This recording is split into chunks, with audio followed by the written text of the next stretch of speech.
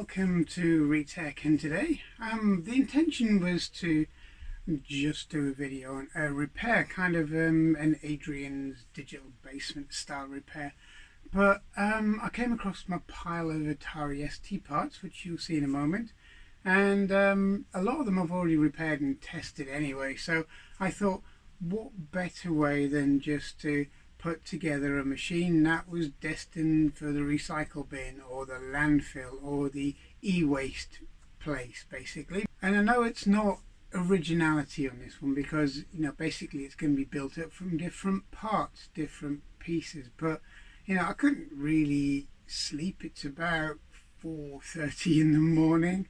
I must be mad.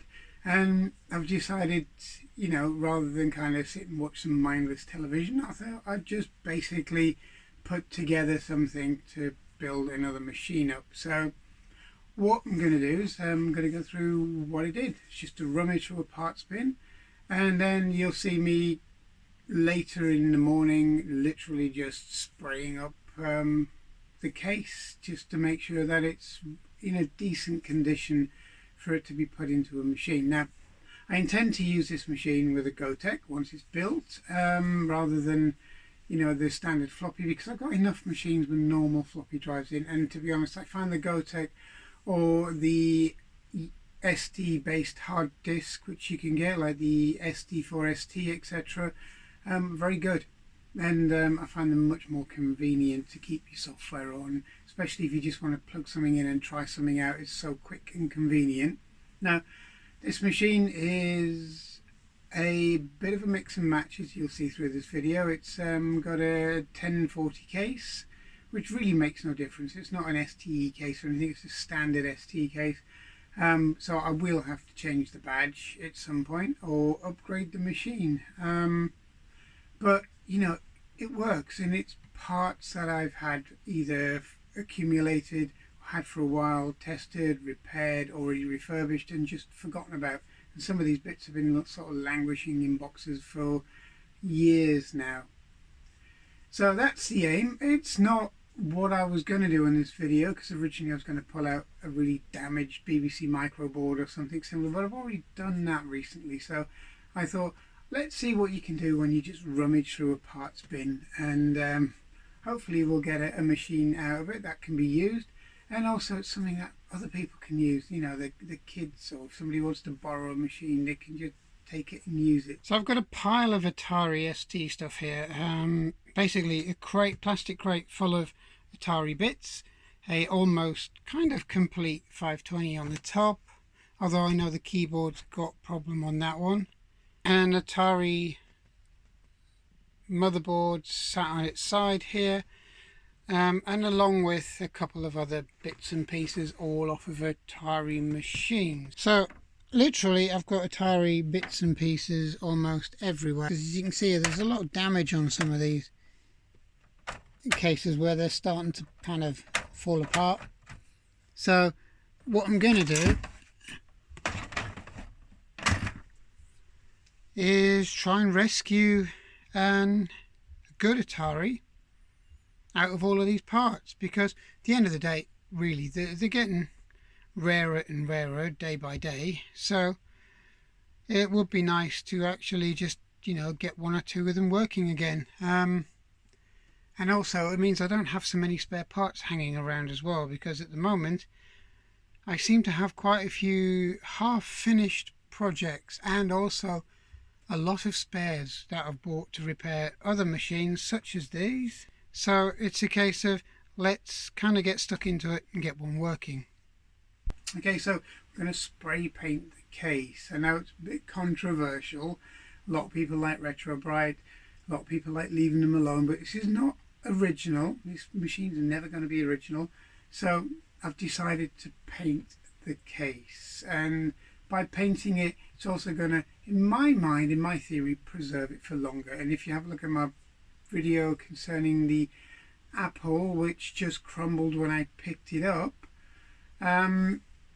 it's probably not a bad thing to do to try and preserve the case. But, you know, again, it's your choice, and everyone has different ideas, and totally understandable. Some people swear by retro brighting, a lot of people don't know, and it seems to be coming more and more through the community that people are kind of trying to find different solutions now.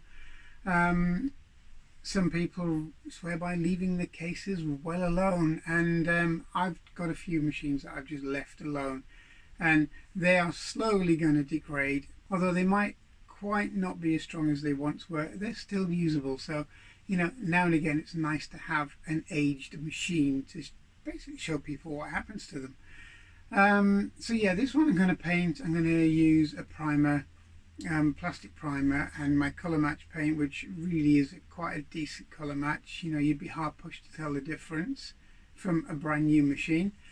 And you know, everything else is just parts bin special. So rather than leave it in a box or hand it to landfill or strip it even further for parts, this is going to be a decent machine. So let's take a look.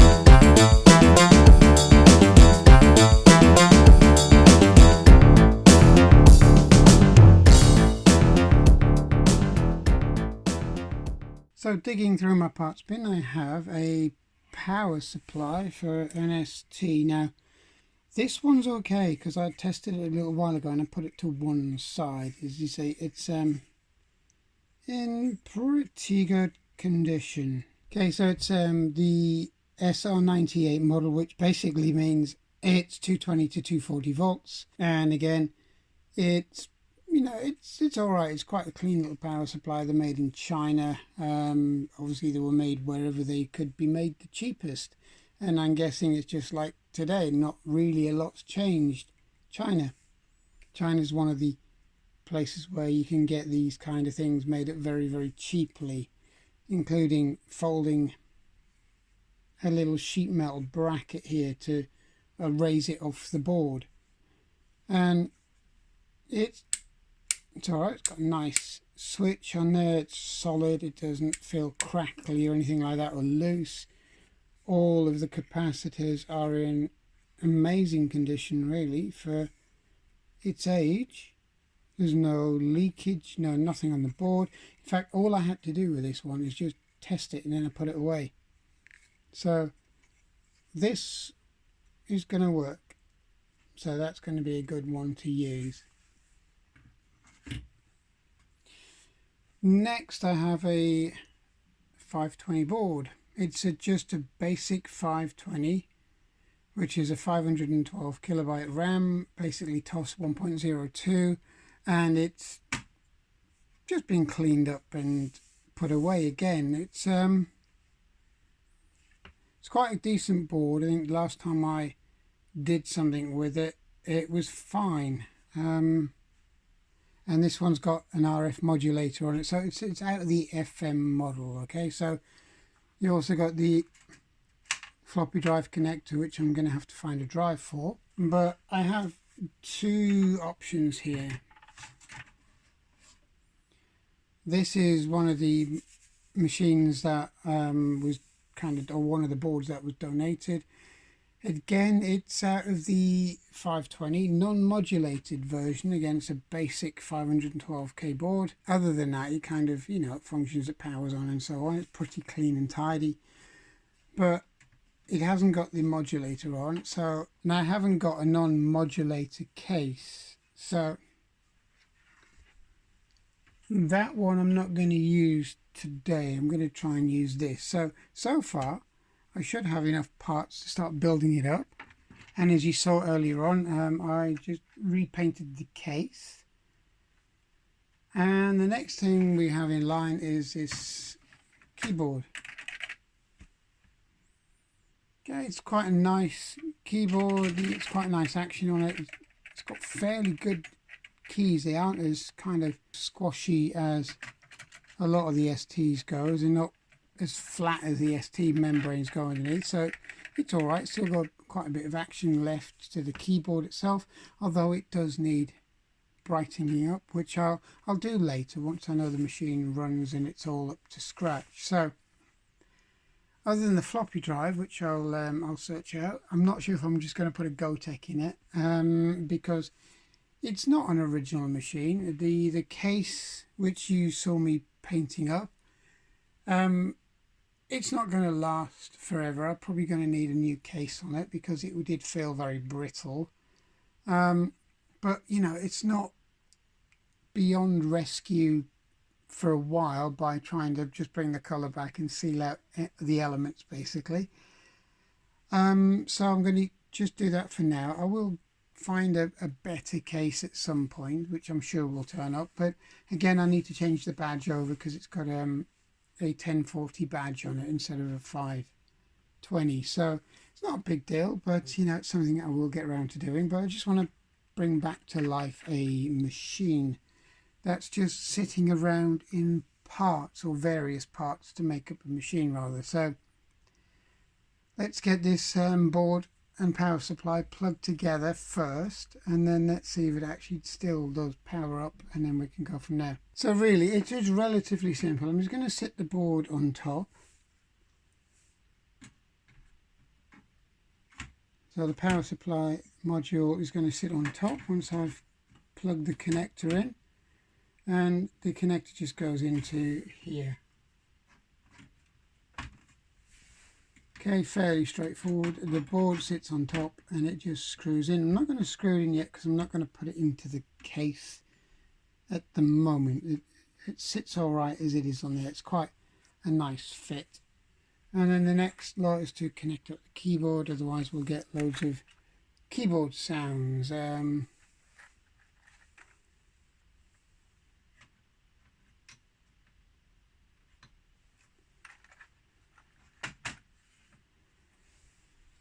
Okay, so it's kind of looks like a stripped down ST, and we're going to use the FM modulator, or the modulator on here rather. And then we'll just get it plugged in. So this machine was a basic 520 with the internal floppy drive modulator, which is the FM part. Okay, so we're just going to get a power cable, see if it boots, but first I'm going to try and grab a floppy drive for it.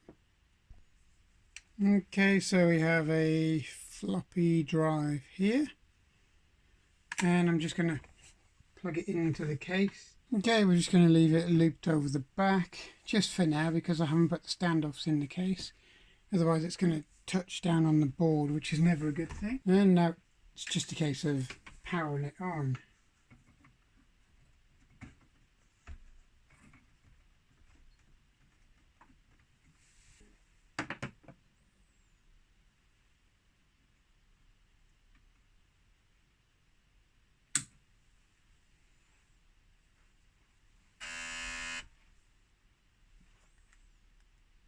Okay, so that's a good sound, well, sort of, but I don't think the drive's actually working. So I'll have a quick look at the screen and see what happens. So it doesn't actually see the disk drive at all. So looks like the disk drive isn't working, but there you go. We'll come jump off that one when we come to it. So because of the issue with the floppy drive, what I've done is basically I've plugged in the little mini hard disk, and you can see it seems to work. So really all I'm going to do with this one is I'm going to get a Gotek, and I'm going to replace the hard disk you can see on here with the Gotek drive, because I've got plenty of machines with standard floppy disks, floppy drives, and you know, this is not going to be an original machine. So as you can see here, it seems to be powering on quite nicely. So all I really need to do now is power the machine off, plug in a mouse, make sure that works, and then we'll go from there and see what we can do. I've got 3 floppy drives which don't work, for these machines, but they are the earlier drive. That's why I'm not particularly going to bother too much about the floppy disk drive on this machine, because I'm just going to use solid state, either USB, or I might just get myself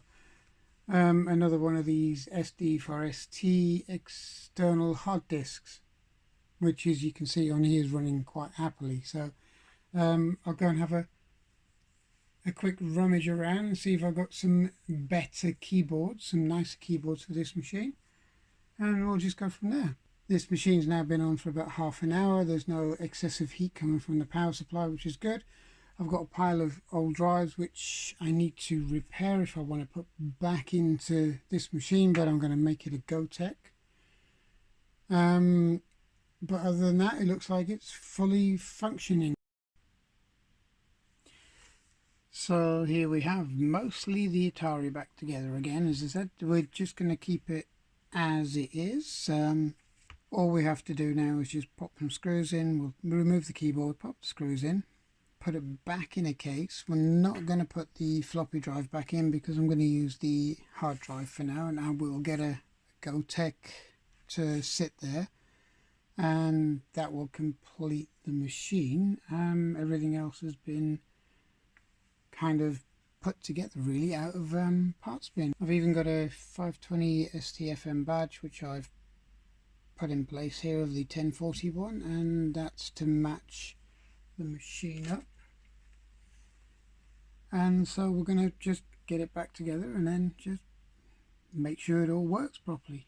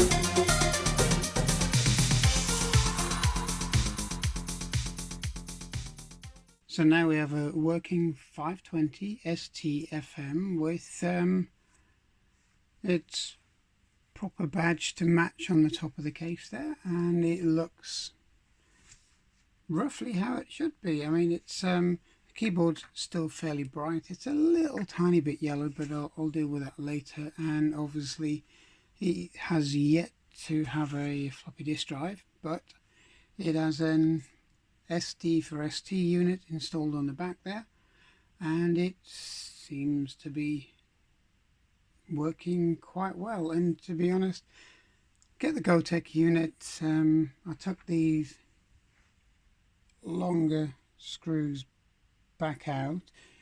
They are part of the floppy drive mounting screws, but when I put the case together, I popped them in just to line everything up to take back out, to make sure that the case was in the right place, etc., after screwing in the power supply and so on.